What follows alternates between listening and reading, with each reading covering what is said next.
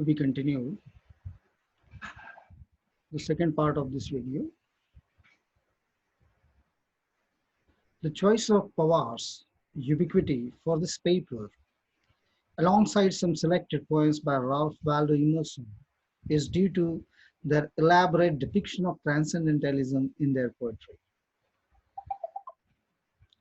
Both seem to find solace in the confines of nature, religion, and love, in a world wherein feelings have been drained and dried as a result of materialism, unfair competition, and the untrammeled quest for success.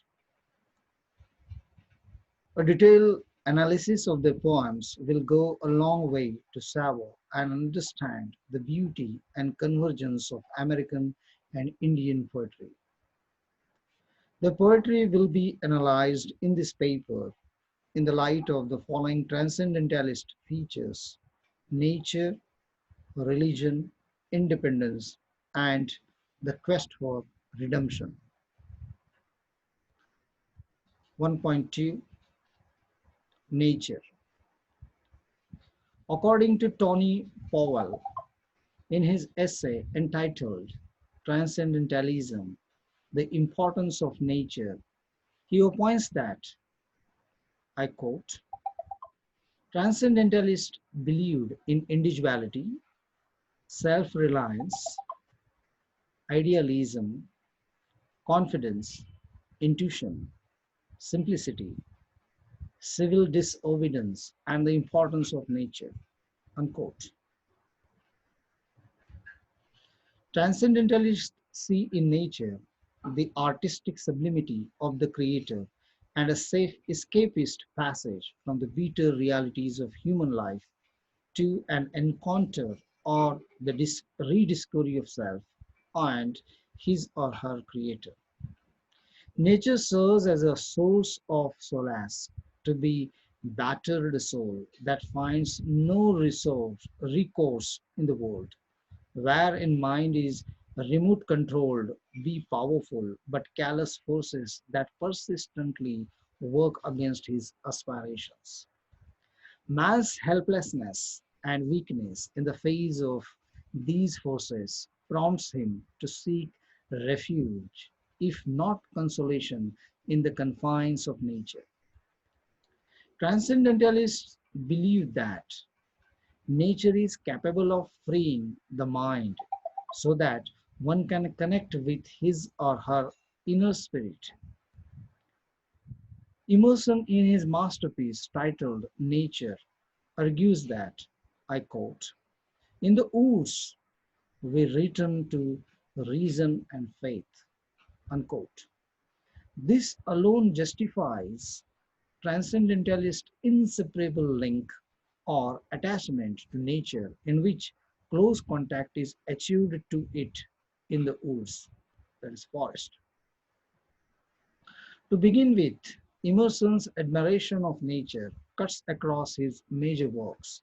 In his poem, The Snowstorm, the poet speaker is deeply immersed in his admiration and love for the beauty that snow creates for the rest of creation to savor. He likens the snowstorm to a builder because of the beauty that is created when snow covers the environment.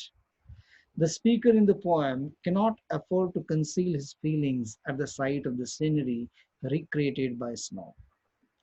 The speaker exclaims thus, I quote, come see the north wind's Masoni, out of an unseen quarry evermore, furnished with tile, the fierce artificer, curse his white bastions with projected roof, round every windward stake or tree or door. This is from The Snowstorm, line 10 to 15, unquote. As seen in the expert above, the metaphoric expression north wind's masonry underscores the architectural and masonic attribute of the snowstorm, which transforms the natural greenery to a whitish or snowy landscape. Although it brings cold wetness, it also adorns the environment with something new and beautiful. By comparing the wind to a builder goes a long way to portray the Masonic attribute of nature that Emerson celebrates in this poem. Another form of beauty, which is somehow magical, is witnessed when the sun appears. The speaker again concludes on yet another celebrative note when the sun appears in the following words. I quote, "And when his hours are numbered and the world is all his own, retiring as he were not, leaves. When the sun appears, astonished art to mimic in show structures, stone by stone, built in an age, the mad Vince's night work, the frolic architecture of the snow." Lines 20 from 24 to 29. Unquote. The personification of the snowstorm in line 24 above, his hours, is again representative of the artistic attribute of nature represented by a particle of nature in the poem, which is snow. The use of the personal pronoun his reinforces the architectural attribute of the snow storm. The slow but steady disappearance of the snow at the appearance of the sun unveils again the natural beauty that the environment is abandoned with even in the absence of snow. The expressions, I quote, "astonished art, mad wind, night's work, frolic architecture of the snow," unquote, in the excerpt above again emphasizes the Masonic or architectural attribute of the snowstorm. Not only does this reinforce the transcendentalist undertone of the poem, it also qualifies Ralph Waldo Emerson as a leading transcendentalist in the realm of the American literary imagination. Emerson continues his grandiose celebration of nature in his poem, Each and All. What draws our attention to this poem is the speaker's admiration of the other natural features. He celebrates the beauty of the sky as seen in the following lines. I quote, "O me soared the eternal sky, full of light and of deity. Again I saw, again I heard, the rolling river, the morning bird. Beauty through my senses stole, I yielded myself to the perfect whole." Line 46 to 51, unquote. The speaker in the poem above metaphorically refers to the sky as soaring and full of light and deity, 46 to 47. The element of light is a positive attribute to the sky, from where the sun to brighten the day and the moon, stars to brighten the night emerge. He further equates the sky to deity, perhaps because of the awesome role it plays in making life easy for humans and the rest of creation.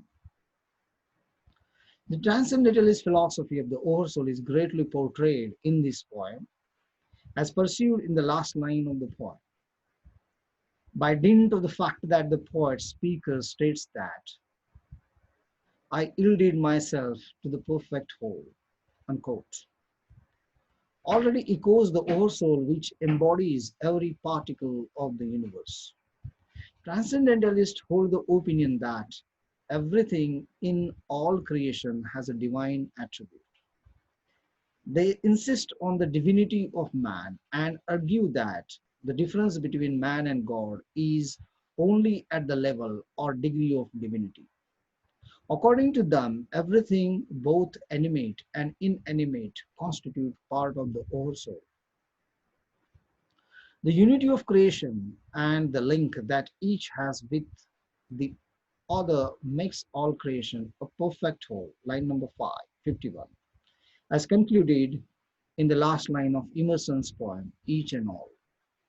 The wholeness of creation is at another source of celebration as the speaker continues to admire, I quote, the rolling river, ground pine, oaks, firs, and the morning bird.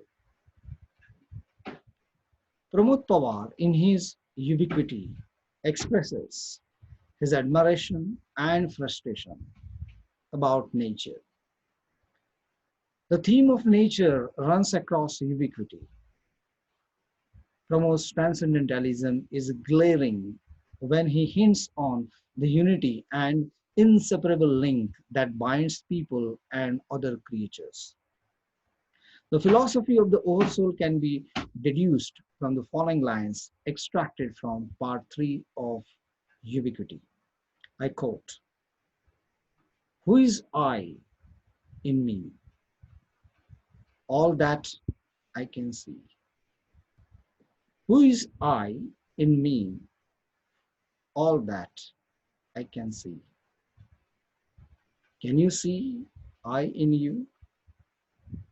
Can you see I in you? Ubiquity, page number 34, unquote. The rhetorical questions in the expert above can be interpreted as the speaker's concern about the feeling of oneness that is normally expected to exist among people. Through this poem, Pramod Pawar can be seen as a moral voice appealing to his audience for the need to be united so that meaning and love can be experienced in human experiences. Being part of the Oversoul, it is incumbent for all and sundry to strive for unity in order to fulfill the divine purpose for which we have been created. Still on the subject of nature as one of the tenets of transcendentalism, one acknowledges that in Ubiquity, Pramod Pawar expounds on the aspect of time and beauty. These are elements of nature that profoundly influence or impact life.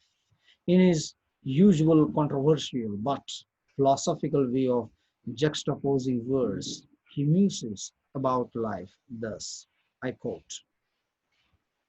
truth is time, time is eternal. Truth is time, time is eternal. I mean the truth, I mean the truth. Time heals wounds when you are born. Time begets new life when you die. Time is permanent, beauty not. Time is permanent, beauty not. Time defeats beauty, all, all a lie. Beauty enslaves time, all a lie. Beauty enslaves time, all a lie. Beauty is physic, but time external. Beauty is physic, but time external. Line 22 up to 23. Pramod Pawar in the except above philosophizes on the aspect of time and beauty by stating that, I quote, truth is time, shows how time alone plays diverse roles. As the adage goes, I quote, no matter how long you keep alive, someday the truth will come out, unquote. Time alone, according to Pramod, reveals any lie or evil that is hidden from men. The passage of time itself is an eternal teacher that brings to the limelight what has been stashed from the sight or knowledge of men. The passage of time itself is an external teacher that brings to the limelight what has been stashed from the sight of knowledge of men. The repetitive use of the phrase, I quote, I mean the truth, line number 22, is suggestive of the poet's strong conviction of the ability of time to expose the truth, even in a world in which falsehood is the order of the day. In the next stanza, the speaker evokes the curative attribute of time. I quote, time heals wounds. In this case, Pramod evokes this perennial adage about time to reinforce the ability of time to heal wounds. One strongly shares this view about the ability of time to heal wounds, wounds that are inflicted on our minds, like death of a loved one, betrayal, disappointment in love, loss of a job, etc., may only be healed by the passage of time, which might only help us to forget and or get to endure such an emotional hurt. The beauty of nature is again seen in this case as time, being an indispensable element of nature, is portrayed in this poem as a healer of wounds. Still on the aspect of time, the speaker in the poem intimates that, I quote, time is permanent, beauty not. Line number 23. In this case, the speaker adds that, I quote, time defeats beauty. Line number 23.